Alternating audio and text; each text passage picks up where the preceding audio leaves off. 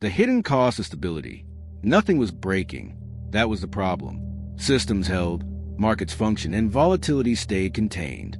Stability had become so familiar that no one noticed what was quietly taken away.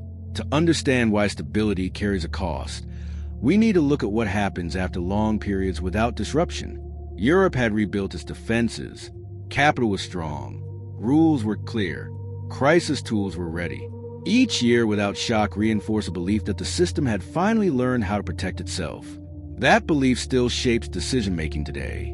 The story begins with success. Reforms worked. Stress tests reassured. Interventions proved effective when needed. Over time, protection became expected rather than exceptional. Stability stopped being an outcome and started being an assumption. Inside markets, behavior adjusted subtly. Risk was priced, but cautiously compressed. Extreme outcomes felt less relevant. Hedging softened. Liquidity was deployed efficiently, but with less imagination for surprise. When systems perform well for long enough, attention shifts from resilience to optimization. Banks felt the change as well. Balance sheets were robust, yet incentives favored smooth performance over optionality. Capital was allocated to maximize return under stable conditions. Contingency planning existed, but it drifted from focus. What did not happen recently felt less urgent. Regulators observed the calm with mixed reaction. Stability validated years of work, but also reduced appetite for discomfort. Tightening conditions without visible threat became harder to justify. Acting against calm risked appearing arbitrary. Waiting felt reasonable. What went unnoticed was a gradual narrowing of response space. When stability persists, systems adapt around it. Buffers are maintained, but flexibility thins. Diversity of behavior declines. Everyone prepares for the same future because the recent past feels reliable. The hidden cost was not leverage or excess. It was dependence on continuity. Stability was doing its job, but it was also shaping expectations about how problems would be met and how quickly. The danger was not that stability would fail. It was that when it was finally challenged, the system would discover how much it had optimized away. Because stability protects systems in crisis, but it can quietly erode their ability to respond when crisis returns. The cost revealed itself through behavior rather than balance sheets. With disruption absent, decision-making became synchronized. Institutions responded to the same incentives, modeled the same risks, and prepared for the same scenarios. Diversity faded quietly. Inside markets, disagreement narrowed. Prices moved smoothly, but information thinned. When everyone expects stability, fewer positions challenge it. Liquidity appears deep, yet depends on shared confidence rather than conviction. The system feels calm, but it is listening to fewer voices. Banks adjusted strategy accordingly. Funding was optimized. Capital was deployed with precision. Redundancy felt inefficient. Slack was maintained at minimum acceptable levels. Nothing was unsafe. Everything was tuned. That tuning reduced margin for surprise. Policymakers sensed the shift indirectly. Stress indicators stayed low, but behavior clustered. Tools designed to protect against shock were ready, but shock was no longer the dominant risk.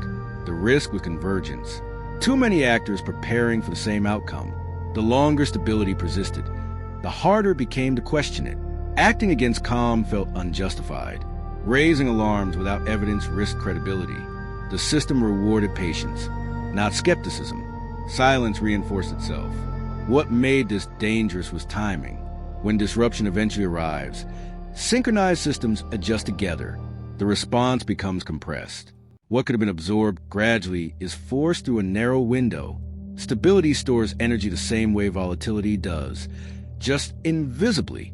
Europe had not become fragile because it was stable. It had become fragile because stability had shaped behavior too uniformly. The cost was paid in lost optionality. The question was no longer how to maintain calm. It was how to preserve resilience within it, because stability without friction is efficient.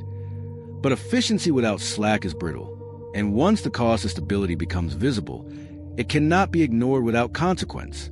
The turning point arrived quietly, as it often does, not with panic, but with a shift in behavior that revealed how narrow the system's margin had become. A modest shock met an outsized reaction, Not because the shock was large, but because responses were aligned. Markets adjusted together. Liquidity pulled back in parallel.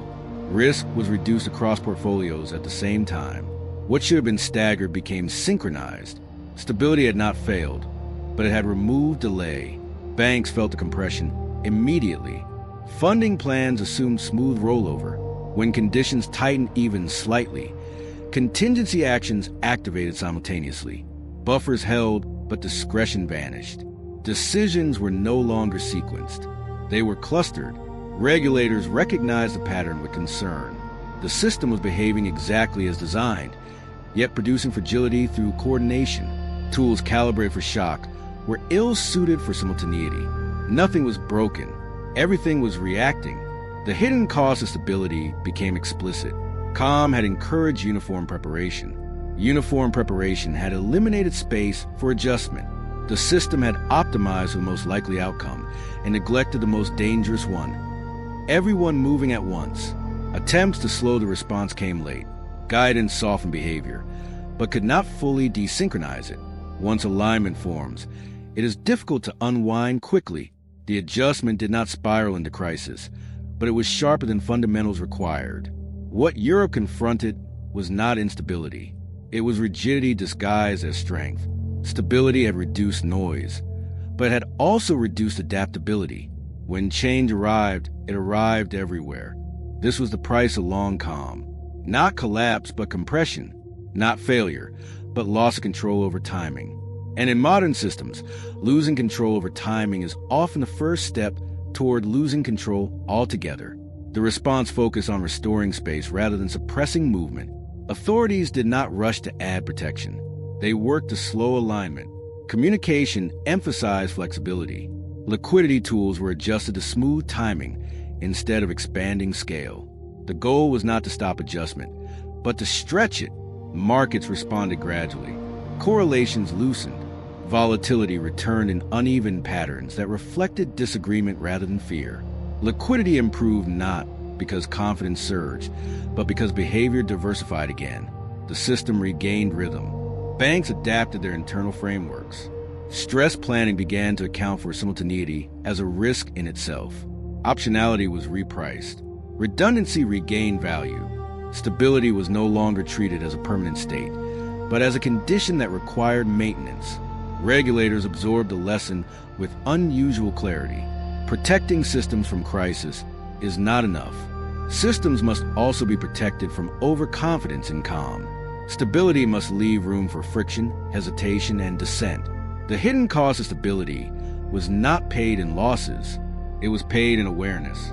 Europe learned that resilience is not built only in moments of stress. It is preserved during calm by resisting the urge to optimize everything away. The system emerged intact, but wiser. Calm returned, but it was thinner, more attentive, and less complacent. Silence no longer meant safety. It meant watchfulness. The lesson endures because it is uncomfortable. Stability feels like success. Questioning it feels unnecessary. But unexamined calm always carries a bill that arrives later. Sometimes the smallest shift in perspective becomes the beginning of a new future. The hidden